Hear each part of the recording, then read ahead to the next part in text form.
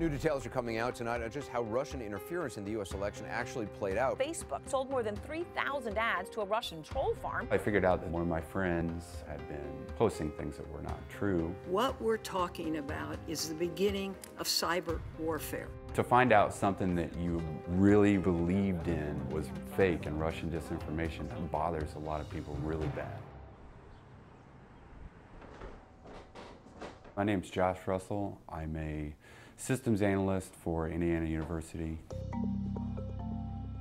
I spend a lot of my time on different hobbies and I get obsessive about things. So the past 2 years maybe, I've collected every piece of Russian disinformation that I can find.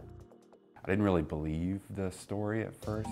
When someone put out the names of the first disinformation groups, I could look it up and confirm it, and that kind of got me started off. As far as I know, I probably maintain the most comprehensive list of Internet Research Agency related accounts.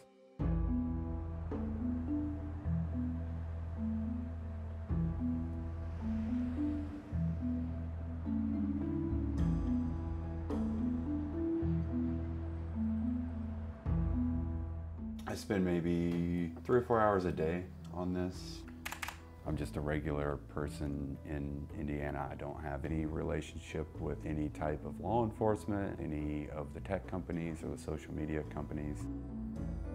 Hackers use a lot of the same tools that I do, but I don't attack anybody's computer networks. I'm basically just collecting data. At first, I was kind of scared about how much I had gotten into it. I've had death threats in Russian before. You know, people try to be mean to scare you out of doing things. I don't care anymore.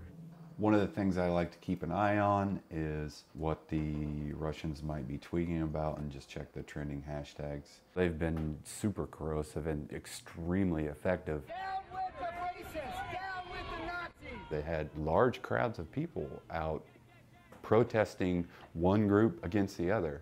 And if you go in and you look at what they did on social media, they played both sides against each other. If they can get you to believe this really insane story, they'll slowly work in their propaganda narratives over time. For example, if they don't want you to vote, they might post a lot of stuff on their Twitter feed that you think is awesome and cool, but then they'll post those little things before an election that say, hey, you know, it's not worth your time to go out and vote. This is very obviously a Russian bot. Its whole purpose was to retweet the Russian troll accounts. I can ask Twitter all day long to suspend the bot accounts and they won't do anything. But if I get one actual journalist that works for a reputable newspaper to inquire about that set of bots, they'll be banned almost immediately. That's kind of the only recourse I have to fight against these bot networks or this disinformation.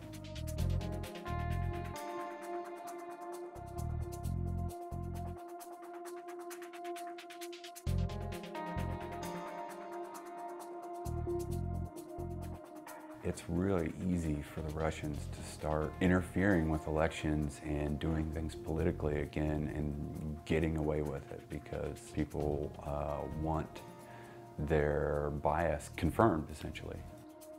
We have freedom of speech, and as part of that, disinformation is going to come along with it. The more that people understand what it looks like, the less effect